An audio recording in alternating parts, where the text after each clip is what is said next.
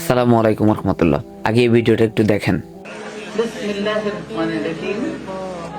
বিসমিল্লাহির রহমানির রহিম। বিসমিল্লাহির রহমানির রহিম।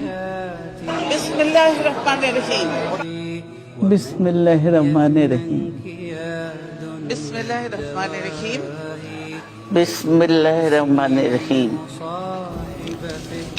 বিসমিল্লাহির রহমানির রহিম। বিসমিল্লাহির রহমানির রহিম।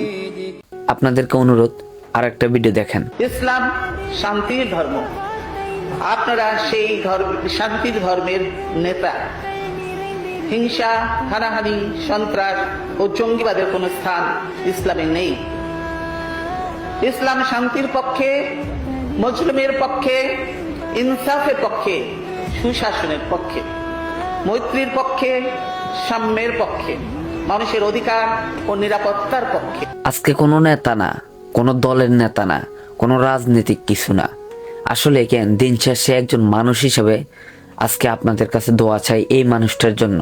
শুধু একজন মানুষ হিসাবে, মানুষ হয়ে তার জন্য দোয়া করতে চাই। আপনারাও তার জন্য দোয়া করেন।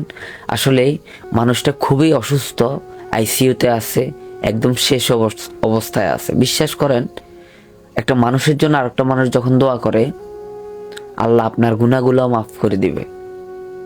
আজকে দেখেন, আমরা হয়তো সে এক দলের নেতা, ও আরেক দলের নেতা না ভাই। দিন শেষে তো আমরা মানুষ হিসাবে মারা যাইতে হইব। এতটুক মাথায় রেখেন, এই মানুষটার জন্য দোয়া করিয়েন, আল্লাহ যেন তারে সুস্থ করে তুলুক।